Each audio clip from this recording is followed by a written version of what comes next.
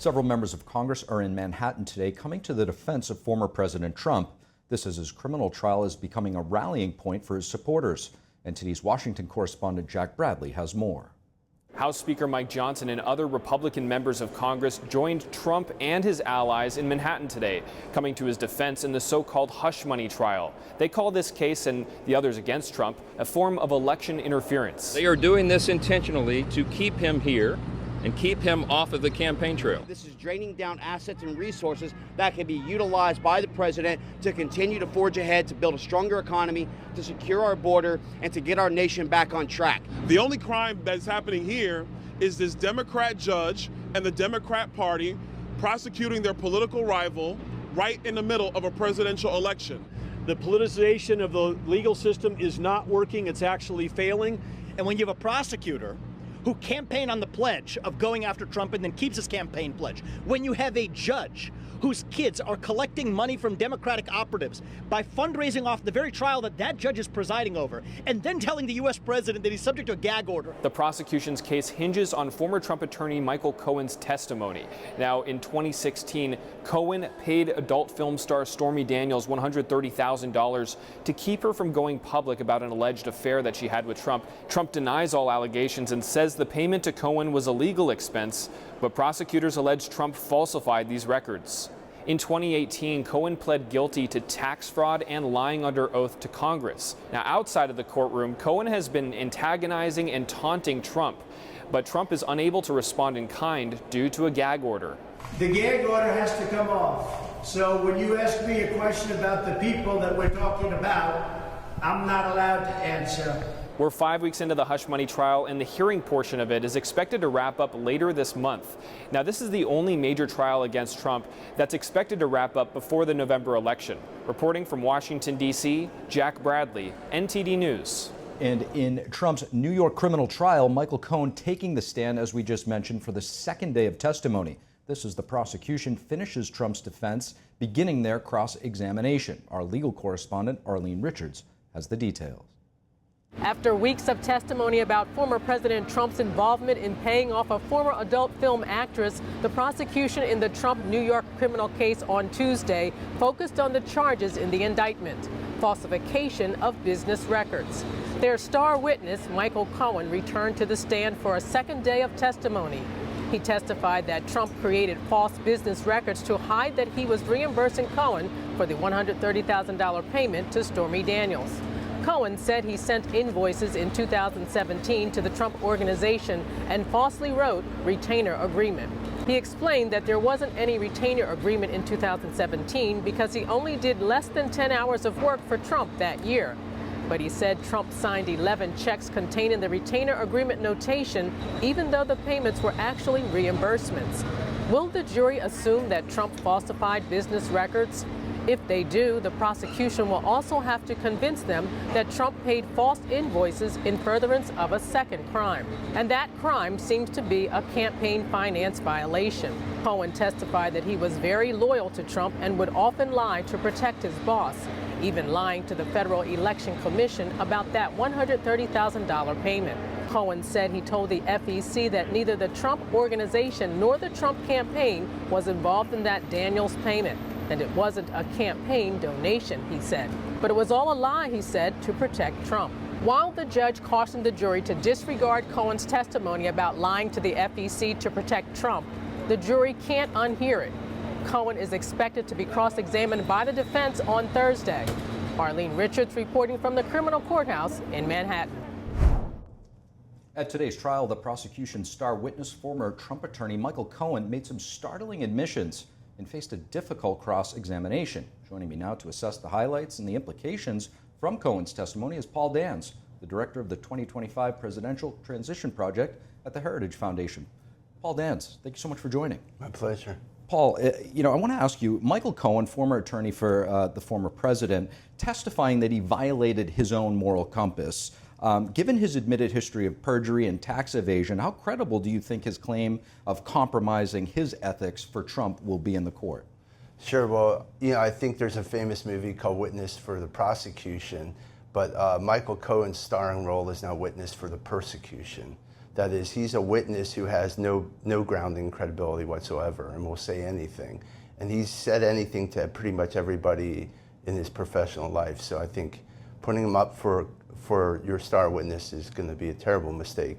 That said, what's going on in that courtroom is really not a criminal trial. It's a campaign event for the Biden-Harris re-election campaign. And to your point, Cohen admitted to financially benefiting from podcasts, merchandise, books, that he's made these provocative comments on social media, suggesting Trump belongs in a cage like an animal, the big house, not the White House. Do these actions suggest bias? Obviously they do, but how might they affect the credibility of him as a witness?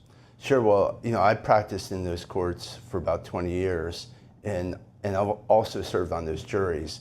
As a normally composed jury in a normally composed court with a reasonable judge, you'd say to yourself, well, this guy's completely, patently unbelievable, and everyone's going to see right through him. The reality of what's going down there is almost a farce. And, we've gone everything from the judge's known conflicts, he should recuse, and he hasn't, to the way they impaneled the jury. You can't give Americans, unfortunately, great faith. The reality is that President Trump he could win just based on the voice of the people. So the Biden administration has two choices. They can run the basement campaign or they can run a courthouse campaign. In 2024, that's what they're doing for re-election.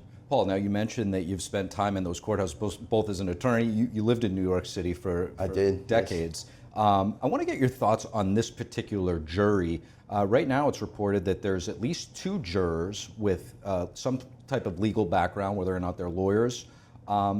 How do you think this might factor into the way they're analyzing this? Does it help or hurt Trump's case? Sure. The reality is in New York County, that is Manhattan, there are so few jurors that when the courts have to actually select lawyers, which traditionally in most criminal trials you wouldn't take a lawyer because that person could kind of override the jury and the judge when they get into the deliberations. Here, I myself was selected not once but twice for those juries. And they were under different circumstances, to be sure, but it all comes down to the reality of, are those people going to put their faith in those traditional notions of fair play and substantial justice, which I hope all of us went to law school for. I also worked in the big firms in New York, and I can't be Pollyanna-ish about the likelihood that most of my coworkers were very liberal, and I hope that they, notwithstanding their political inclinations, would be able to see justice. I just don't know if it's possible. Paul, speaking of the inner workings of the court, there's been a lot of concern over whether or not the judge may be leading the jury. Talk to us about how you think that he's handling some of these concerns thus far.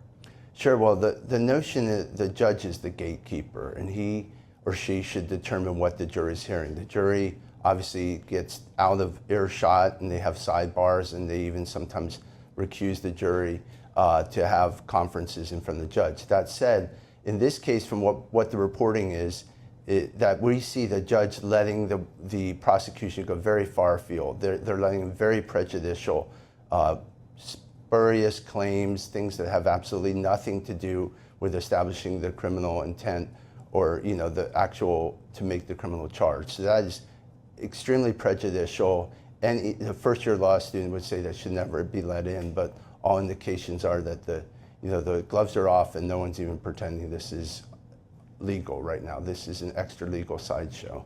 So, Paul, Speaker of the House Mike Johnson made a rare trip to New York City today to make some comments outside of the courthouse. He wasn't allowed in the courthouse to basically claiming that the justice system is being weaponized against the former president. What kind of measures do you expect the Speaker and also the Chairman of the Judiciary and Oversight to take to stop this and put a halt to it? Sure. Well, it's week 5 of the trial, and the Speaker has been Speaker for 6 months. So I'm glad he finally made it up there. But the reality is he needs to take action, and Congress needs to use its oversight powers. This Jack Smith engineered oppression of the president has been going on now for 2 years, and that's being run out of the White House and the DOJ. They have oversight responsibility. They need to get back to Washington and start firing off subpoenas. For that matter, I personally would say that the RNC needs to step up. This is time to fight for Trump. They can speak on behalf of those 49 other states where Americans are actually having their civil rights abused, in the sense that they don't get to listen to their candidate for president, nor interact with them, or go to fundraisers and the like. Paul, lastly, what would you say were some of the most compelling arguments from Trump's attorneys thus far? Well, the actual construction of the crime has never been put forth in the indictment. The basis of our rule of our justice system is due process of law, which involves a notice and an opportunity to be heard. There has been no notice of what the crime, the underlying crime in this case is. So there's no way a defendant can defend himself. Now they know that. They know that this case will be ultimately overturned on appeal. But that's not the point. The point here is malicious prosecution of the president, and to take him off the campaign trail. And right now they're succeeding. Paul Dance, really appreciate your perspective. Thank you so much. My pleasure. Thank you for watching the Capitol Report. If you want to see our full broadcast, check us out at epochtv.com.